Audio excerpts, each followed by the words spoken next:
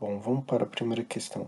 TJ 2015, a questão diz o seguinte: a garantia da inamovibilidade prevista na Constituição alcança juízes e desembargadores, mas não se estende a juízes substitutos. Questão errada, por quê? Porque se estende sim a juízes substitutos. Vamos ver o que diz aqui. Artigo 95 da Constituição. Os juízes gozam das seguintes garantias: inamovibilidade, salvo por motivo de interesse público. Então aqui não está, por exemplo, salvo juízes substitutos. E está essa garantia aqui a todos os juízes concursados, ou seja, automaticamente inclui juízes substitutos.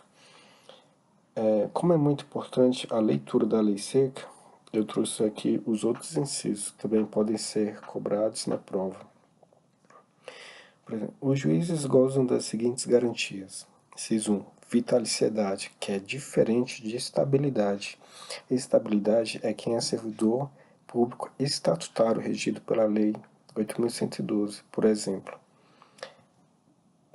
Juízes gozam das seguintes garantias: vitaliciedade, que no primeiro grau só será adquirida após 2 anos. Veja bem, se a questão colocar 3 anos, estará errado. Para juiz, é após 2 anos de exercício.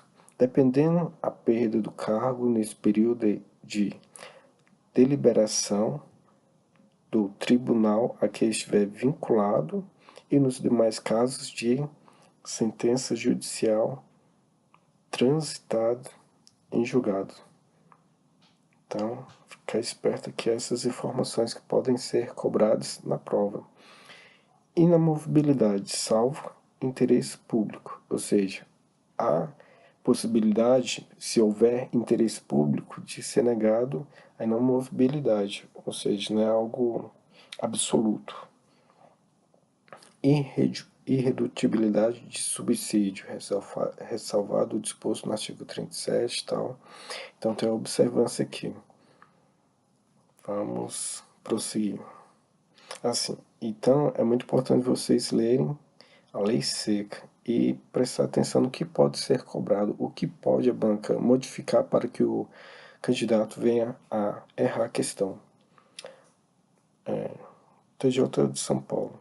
É vedado aos juízes exercer a advocacia no juízo ou tribunal do qual se afastou, antes de decorridos 2 anos do afastamento do cargo por aposentadoria ou exoneração. E aí, pessoal, vocês acham que onde está o erro aqui? É vedado aos juízes exercer a advocacia no juízo ou tribunal do qual se afastou, antes de decorridos 2 anos do afastamento do cargo por aposentadoria ou exoneração. O erro está aqui. Porque não são 2 anos, mas 3 anos.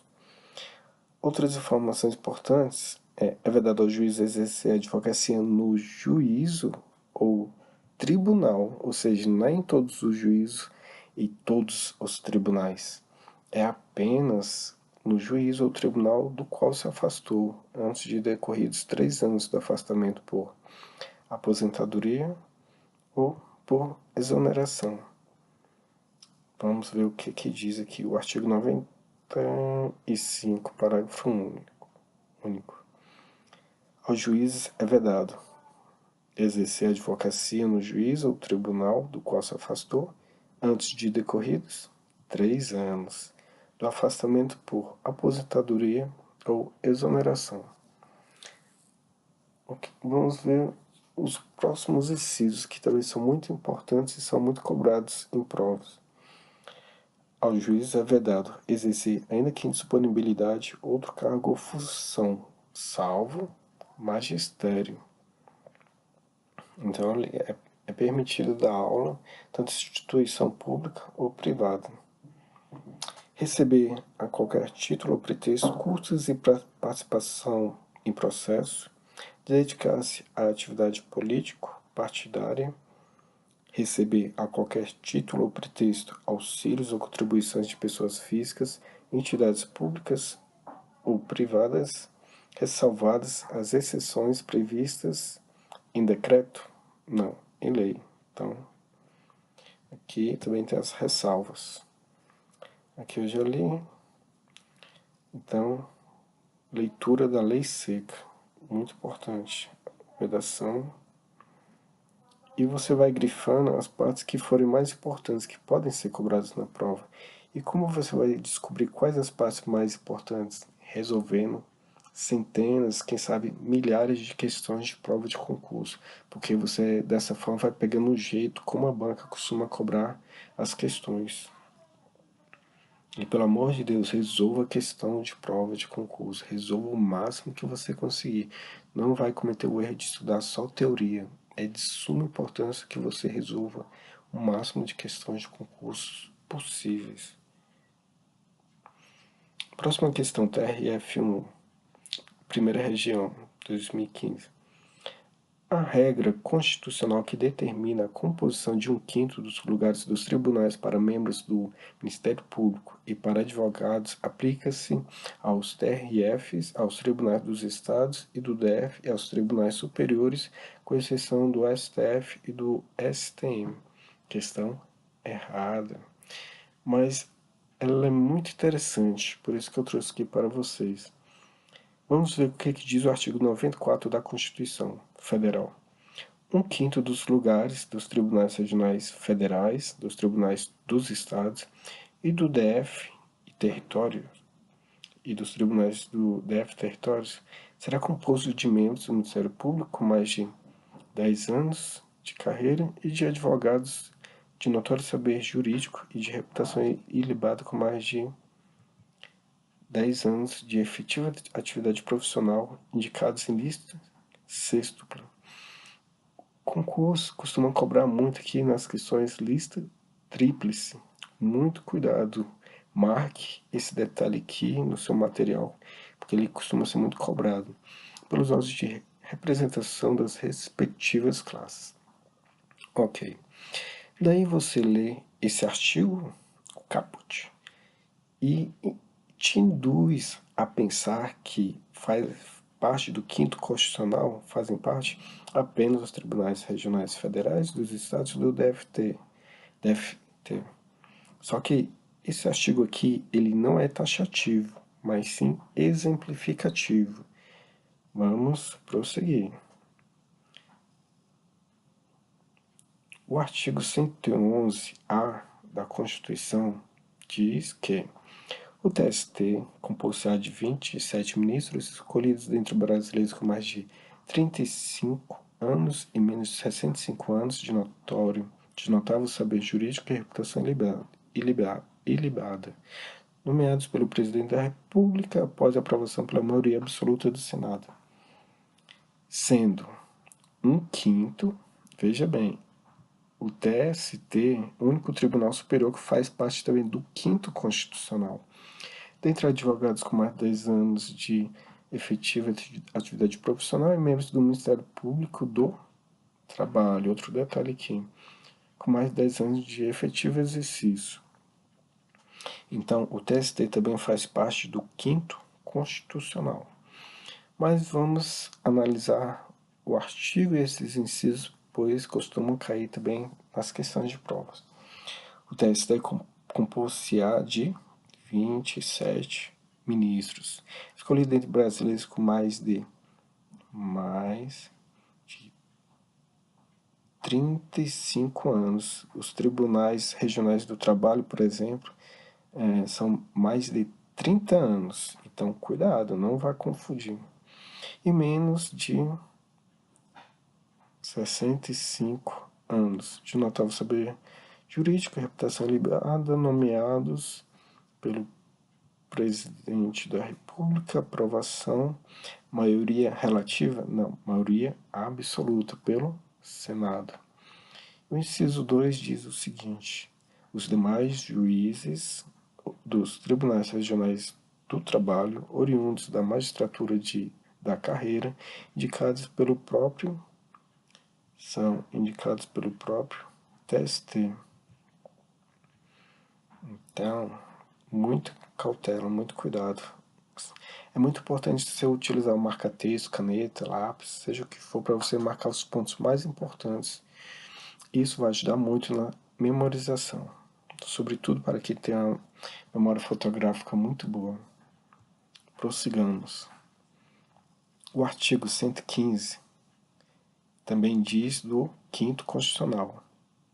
Os TRTs compõem-se de, no mínimo, 7 juízes, recrutados quando possível na respectiva região e nomeados pelo Presidente da República dentre brasileiros com mais de 30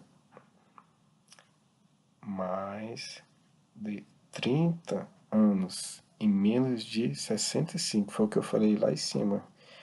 No caso do TST, mais de 35, o TRT, mais de 30 anos. Então, observe bem a diferença.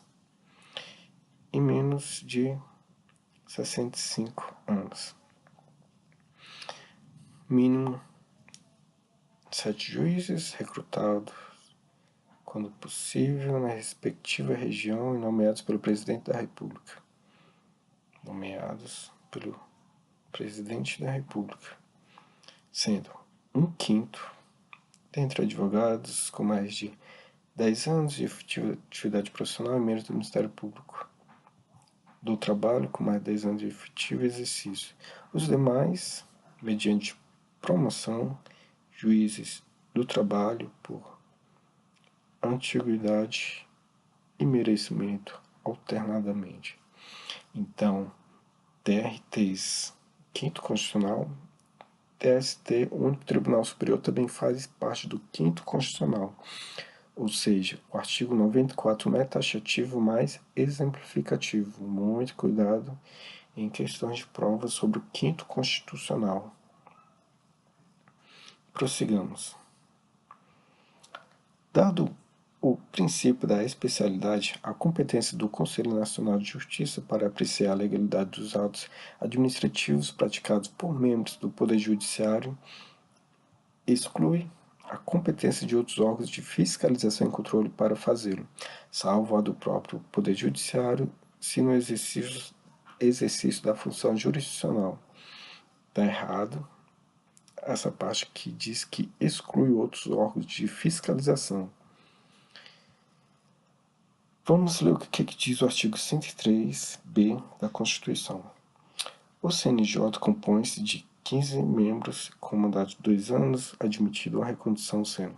Compete ao Conselho o controle da atuação administrativa e financeira do Poder Judiciário e do cumprimento dos deveres funcionais dos juízes, cabendo-lhe, além de outras atribuições que lhe forem conferidas pelo Estatuto da Magistratura, zelar pela observância do artigo 37 e apreciar de ofício ou mediante provocação a legalidade dos atos administrativos praticados por membros ou órgãos do Poder Judiciário, podendo desconstituí-los, revê-los ou fixar prazo para que se adotem as providências necessárias ao exato cumprimento da lei, sem prejuízo da competência do TCU. Sem prejuízo da competência do TCU. O que diz aqui na questão? Exclui a competência de outros órgãos de fiscalização, ou seja, a questão está errada aqui. Mas vamos explorar melhor aqui. O CNJ compõe-se de 15, informação importante, membros. Mandato, 2 anos. Admitida, uma recondução. O Conselho Nacional do Ministério Público, por exemplo, compõe-se de 14 membros. Cuidado para você não se confundir. CNJ, 15 membros. CNMP, 14 membros. Compete ao Conselho, o CNJ, o controle da atuação administrativa e financeira do Poder Judiciário. Veja bem, o CNJ não tem controle jurisdicional em relação ao Poder Judiciário, mas apenas a administrativa e financeira. Cuidado, pois isso costuma cair em provas. No Poder Judiciário, do cumprimento dos deveres funcionais dos juízes, cabendo além de outras atribuições que lhe foram conferidas pelo Estatuto da Magistratura. Tá? Zelar por observância e tal. Aqui, apreciado de ofício ou mediante provocação. Tem essas duas opções também. A legalidade dos atos administrativos praticados por membros ou órgãos do Poder Judiciário, podendo desconstruí-lo, verificar. As que são as partes mais importantes.